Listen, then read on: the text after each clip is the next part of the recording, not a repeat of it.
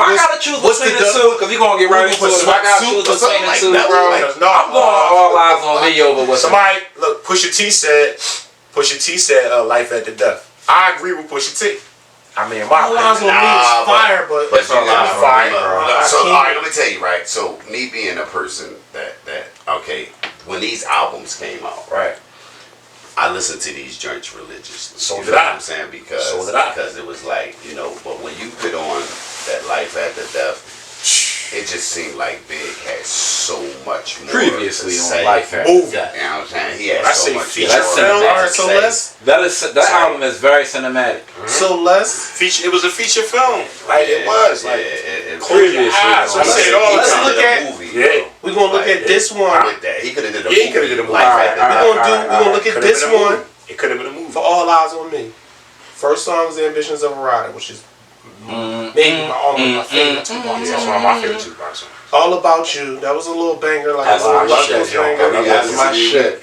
That is my shit. R.I.P. Nate Dogg. The original King of Hooks. The original King of Hooks. He would never lose that title. Ever lose that title. He'll never lose that title. Right after him is me. Say Nate Dogg. He was great. I mean, only other niggas got more hooks than me and Nate Dogg is Floyd Mayweather. That's real. Like, you know what I'm saying? You can't sleep on T-Pain. I lost T-Pain. Nah, T-Pain can't fuck with me. Problem, man. T-Pain. Number 3 is Scandalous. Nah, I'm fucking Scandalous that work. Number 4 is Got My Mind Made Up. That was my shit too. Number 5 is How Do You Want It? Yo, this is number a crazy joint, bro. Hold on, you said I don't hear a skip yet. I don't hear a skip. Another Nate Dogg. That's another Nate Dogg. I don't hear a skip yet, bro. That's 5. How Do You Want It was 5. Two of America's Most Wanted is 6. Not a skip. Not even a filler. No More Pain is number 7. One of my favorite Tupac songs, period. That's nice. Hearts of Men. Quick. Yeah, that's crazy. Another one. Life Goes On. Oh my gosh. Another one of my favorites that I think is super slept on. Life Goes On. Only God Can Judge. Oh my God. That's a boom.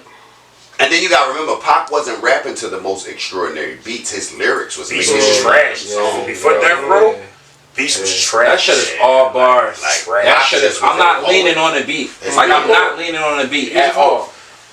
What one song? Bro, that ain't no fillers. Like that ain't a jazz. I Get Around. That beat was crazy. Hold on, you go ahead. Go ahead. 11 is Trey and War Stories. 12 is California Love Remix. Number 13 is I Ain't Mad at You. And number 14 is What's Your Phone Number.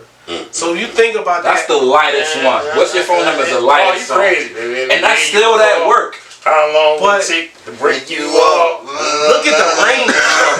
Phone number. Look at the range we talking about. That's a good range of songs. And that's just the first. That's just the first one. Daz, Quick, Nate. Right, but that's just the first CD. So now you got to go into. Alright, hold on. Go to Life After Death.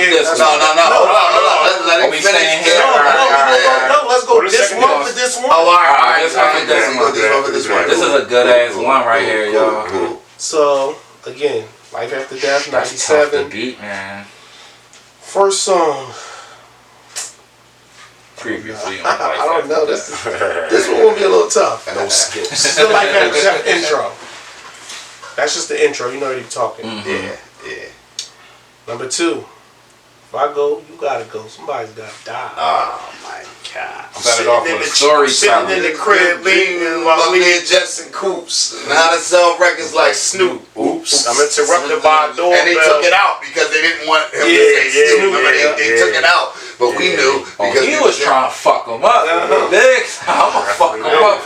Number 3. I mean, this is a across the board. This is actually like a pop hit. Don't say Sky's the Limit. Hypnotize. And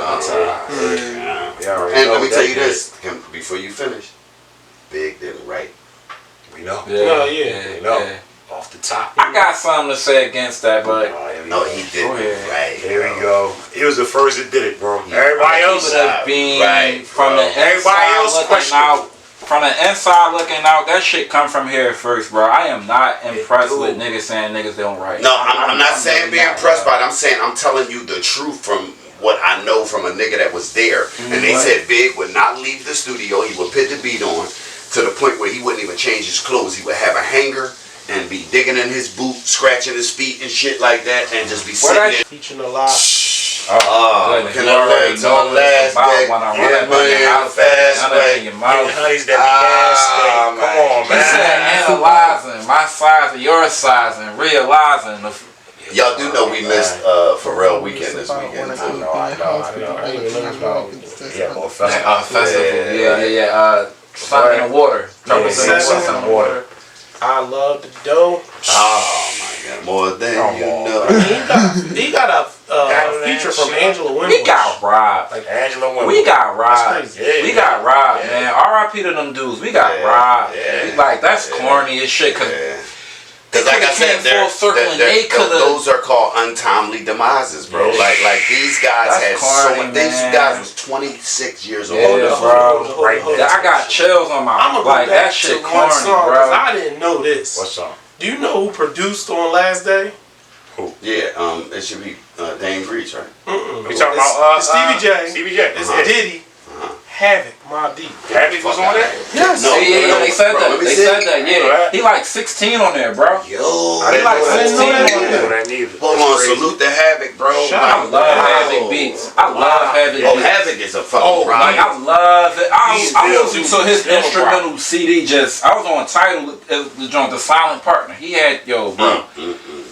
I didn't know that. Had fucking crazy. Like Havoc crazy. Listen, you know the Shook Ones beat was just like him fucking around. Yeah, I showed him earlier. Just listen to the a kid. We talking like a nigga like 16, 17. Yeah, he like years, bro. It's crazy, bro. Yeah. That's the stove. Go ahead. Go ahead. 7 is I Love the Dough. 8 was Beef. Again, just let it go. Just let it go. Number 9 is keep doing that. Number 9 is the B.I.G. interlude. B.I.G. is making this. Got that from Philly. Shout out to Schoolie D. What the hell is that? That's Philly. D is for the bitches who don't understand. One fly day became a man. Out for the way goes in and out. One by one, knocks them out. Come on, man. To even go, I'm sorry, see, because I don't really mean to keep punching and interjecting, but serious, like the genius that go behind that, from the inside looking out, to go, you know what, cuz we gonna get these niggas the same way you just now gave them a 60-second EP. I'm not giving you no more than that. That's it. But think about ain't no more to it. To even have that kind, and when you play that to this day, you run that shit back. Like it's just conceptual agreements that you come. And PSK ain't like, to me, the genius of it is PSK is his own thing. So I gotta create BIG and then make it comparable to that, but not be that. Like you could understand when you hear both of them where he got it. What they say, he understood the his concept and their concept was totally different. And I think that's like the genius of him. Like he could take a concept, make it his own, and still pay homage to where he got it. Big was just different. Man. Same way he did that Bone Thug joints too. Big style, all this dangerous style. Ain't too many getting bang with us. Straight up, we know hate us. Label us notorious. Thug ass niggas that love the bus. Straight to us. Y'all niggas be scrambling, gambling. I'm rushing with mandolins and violins. We just sit here trying to win, trying not to sin. How we and lots of gin. So much smoke. Even niggas that didn't smoke weed wanted to smoke weed and get some fucking gin. So number 10, again, another, to me now, that they done took it over and made it a pop hit. What's that? More Money, More Problems. Yeah. That shit became a lifestyle. They burned me out with that. Number 11. I love it, but I heard it so much. To me, when you talk about story, I always hear you talk about storytelling when it comes to Big. Right. These next 2 songs, from a storytelling standpoint, as a kid, I'm 12 years old when this comes out. 97. Right. He was making movies for me. Like the way Michael Jackson made his videos like movies. That's how Big's music was to me. I could see it as like a Tubi movie or something. Like literally. So number 11 is Niggas Bleed. And when I hear that, again, just to... It's crazy. And that's like a 4 or 5 minute joint, bro. They trying to make a movie about him. Arizona Ron. They're trying to make a movie. He's a real person. Yeah, they're trying to make a real movie about him. And again, so think about that. Big made a reference to him. Rocking the eyes, bro. Come on, man. You can listen to that joint and learn how to rap. Like that shit should be taught in like just the way MIT somewhere, bro. And just the detail of it.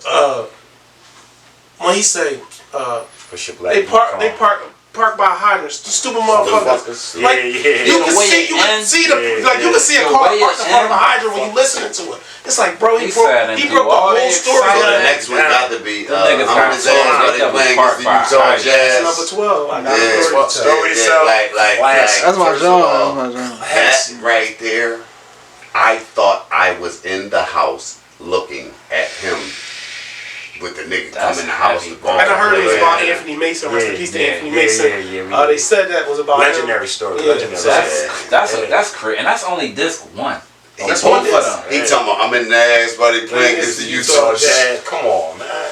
She giggles. The way he put them words together, man. Like, come on, man. Yo, nobody did it better, man. We got robbed. Nobody. So you know what? Like this. I would hate this too. Like honestly, with just the first one and the first one, it's really no need to go. It's no need. It's not. You ain't gotta get into this. You ain't gotta get into this. So what we gonna say is. I can't pick that. I can't choose that. I can't, like, that's why I said. Can't choose one. I can't say one is better than the other one. Ready to die? No, Life After Death and All Eyes on Me. It's like those. I can't. Like, no, but that shit is okay. professional. That's everybody can have an opinion, but this is the thing. This was the last things that these guys. And think about it like this: when you try to break it down, like, okay, where's the mega crossover single? Well, they got California Love. Pac got California Love. Big got either Hypnotized or we'll just say Hypnotized. I think that one was bigger than More Money, More Problems. And they use like, all right, well, where's the song for the women? Well, Pac got How Do You Want It? Big got very well Tonight. Storytelling. You know what I'm saying? Float music, conscious music. Every time you say, all right, well, give me this kind of song. The reason why they want to get into the second disc is because then we will be going into I'm going back. Yeah. That shit crazy. Bro, damn it, man. Like when you think about structuring an album. Yeah, sequence. My whole thing is take them two discs for either one and build yourself an album. You don't have to have. You might not have enough content to make two of them. Right. But take the way that was structured and everything, it's like no pun intended. Was perfect. No pun intended, but that's really how you get a gift and a curse. That's really how adamant they was about. Yeah. Again, I didn't understand just the powerhouses, because it's like, all right, this is the end product is Biggie rapping on these beats and Tupac rapping on these beats, but the producing that go behind that, it's just an ode to Steph. And like both labels. They were on some shit. They was on some shit. And I didn't understand how big song placement played a part in albums until I heard Nori talk about when he wanted his song played on Clue and Clue put him all the way at the bottom or whatever. Right. But when you think about these albums, sequence, I got a story to tell. It's number 12. So you listening, you know, when you get an album, you listening, and you normally you get to like 10, you're like, all right, come on, we got fillers now. Right, because and you get to 11 is niggas bleed, and then 12 is I got a story to tell. You're like, wait, and I got another. I gotta go back and listen to the first ones now. Right, bro. Like, so, quick story, right? Hip hop story. I always would ask him like, yo, what was big? Like I just like I'm, you know, just mesmerized by just being around somebody who was that close to somebody who I almost got a chance to meet. You feel what I'm saying? Like, what they died, 97? 96. Vegas 96, March 96. Tupac September 97. Yeah. Okay, so I got my deal. No, Pac died before Big. I'm sorry. Big was in the 96, and Pac, Pac was in the 96. Pac is September of 96. Right. And then Big died March 97. Yeah. The 18th, right? March 9th. March 9th. Greatest black rapper. Okay, my daughter, it's crazy because my daughter is born March 9th. Right.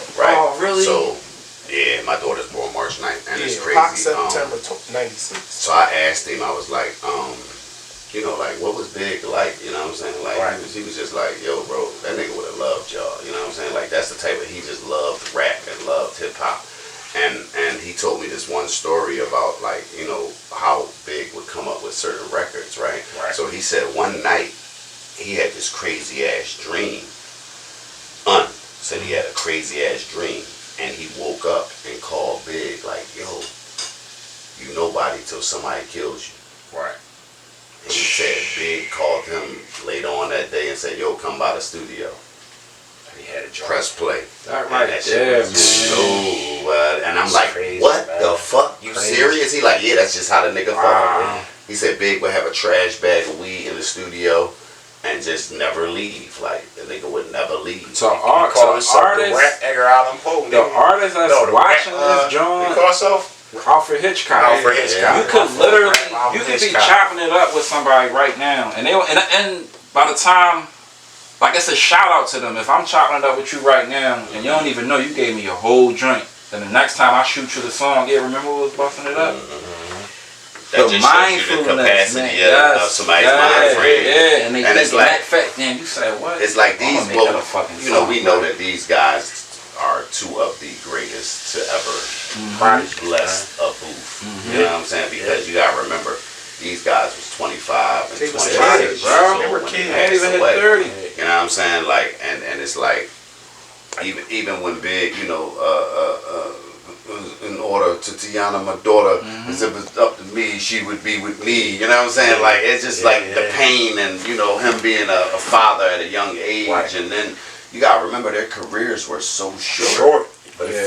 it feel like it was so Well, long. it'll be forever for We've been us. talking about them. Yeah. Somebody just brought it to my attention recently. Like, as a whole in the hip hop community, we've been talking about them for longer than they've been gone. Right. Than they Yeah. actually We've have been talking about it for alive. like 30 years, bro. It's crazy. Tupac, man. Impact was crazy. Big died at That's 25. crazy, Even did bro. 25 years. It's crazy, man. And we've been talking about them since 25 years. 25 plus. Plus, Damn, I think bro. because when he had his run, he We had was talking about them then. he had his run, nigga. When I say he had the summers on lock, them 2 or 3 summers. Even a story like, I was like, well, you know, how was Pac? Right. He was like, that nigga was crazy, some motherfucker. Yeah, He I said, we see got to the motherfucking award show. This nigga pulled up with 50 niggas in a Hummer and jumped out the window It's crazy. of the Hummer. Talking about, West Side nigga, what the fuck, nigga? That's when he was on his run. Yeah, like, Speak the shit, you know what I mean? Like, I just wish I could have met them guys, man. Yeah, Like, man, for sure. I just wish I To could've soak met up. them. But you gotta think though. Yeah. Nah, I remember being You probably Hear would me out real quick. have bro. took it to the next level. Right, 'cause you know, right. That would You know have what I been it mean? because I'm gonna Still tell you sharp and this. still. I remember Yeah. us going to Yonkers and ciphering in Yonkers, and then you know we did what we did in Yonkers, and then Kiss spit his Horse and Carriage remix Right. verse, and just wasn't nothing nobody else could fucking say. matter of fact, somebody was in the comments saying, yeah, I remember Dutch. They used to have my old head used to have me in Yonkers rapping and shit. I was like, it's crazy. Yeah, You know what I mean? man. Big time. But yeah, shout out to Big and Pop, man, legendary. man. Some people say the Love Below, Outkast, they album should have been #1. You know what I'm saying? But It wasn't in my house. That album, I respect. I mean, it was Speak almost Box and fire. Love It was Below. fire. It was fire. Nah, it's two it's- different genres to me. Yeah, at that point of their I careers, don't they even was think making that's more. like gift and curse. They was They was making more. It was I'm about to say it was more just That like shit. having fun type of record. Yeah. It wasn't like the real. I don't say. I knew the single. We knew the singles. We knew Right, Hey Ya. right. Was to me one of the most clever ideas. It though, was. Yeah. to be different as a group and say, okay, well, They we're put still the You make a gonna single drop an album. I'll album make a that's single album. Outkast. I never seen that before. But we're gonna call it, you know, the speaker box and the Love Below. Is like even the visuals Crazy. for that was like some. What I will say, it was the most eclectic rap album I've ever seen. Like if you looking at it as art, that shit was like Picasso level art. Nah, you You know got what I'm saying? Hey Ya, I'm gonna Roses. tell you this, Frizz, and that's real rap. That was the best way I've heard somebody put that. It was one of the most eclectic Yeah, joints it I've was. ever heard in my It life was. because it was some singles on there that just was like, damn, like I didn't even know that Stack, you know what I mean? Yeah. 3 Stacks could do this type of shit, you know what I'm And it was saying? I undeniable. gotta give that joint a shot. It was undeniable. I try to stink Oh, on you it. never I got ain't like you never Stink got On It. into Speaker Speaker Box Box? and Love Below? I like Nah, it. you'll But like I it. You'll like it. Again, You knowing how you like If lyrics. you are, I'll give him a shot. I'll You'll love definitely it. get that joint a because you shot. are hip hop, now that you're older, you'll appreciate A lot of, bro. At that time, you probably were like, it's a little. It would have went over like, your head a different. little. Yeah. I ain't have, of course, no shots to them. I ain't have Things Fall Apart growing up. When I moved out Southwest with Shank, I came upon, like, I really got into the roots, like 20-year-old. Things Fall Apart. Classic. But again, bro, so you Things think about how this is the one issue man. That album, bro. This is the one issue that I had with Philadelphia radio. Is that the fact that we have so many great artists that why is the root songs not on the radio? Exactly. It's due to makes no sense. It's so many artists now that are in Philly that I be seeing the Grammys and all this. I'm like, it's a girl, Go Morrow. Her music is decent. I've never heard her song on the radio not one time. I never even heard her. Why? Because and I see her in LA with the Grammys and this and that. I'm like, why we don't just play one of her songs? Right now, it's more so the program directors, right, will try to beat out the other program directors with who's got the most listeners. You know what I'm saying? And how do you lock people in? Because that's how they make their money. You know what I'm saying? They make their money on playing what's going to keep people basically on the station. And it's crazy you saying program directors and not DJs. When we was growing up, The DJs won't call the records. They won't call the records. You know what I'm saying? All of them. Like if your DJ wasn't at the club, your record wasn't getting played at all. And it's just how it was. A lot of people went up to those DJs in the club. Yes, like, yo, I need you to play this record. Even in the thousands, like that's still a thing in the 20. That's probably still a thing in the 2010s. That probably just changed. Like shit like the Come Up Show, like. They can get on there and play what they want. And see, well, the program directors took that away. And the thing about it is, salute to the DJ though, because without the DJ, there would be no hip hop. There's no hip hop without the DJ. Salute to the DJ. Going back to 1977, it's no. And if you think about radio right now, I don't know how they select their programming or whatever, but you should already know that the listener is on YouTube. They're on YouTube. This is a young guy from Chicago. He got a song called "Song What Up." I had never heard this song. I kept hearing all the young boys say, "What up, hey yo, what up?" I'm like, what is it?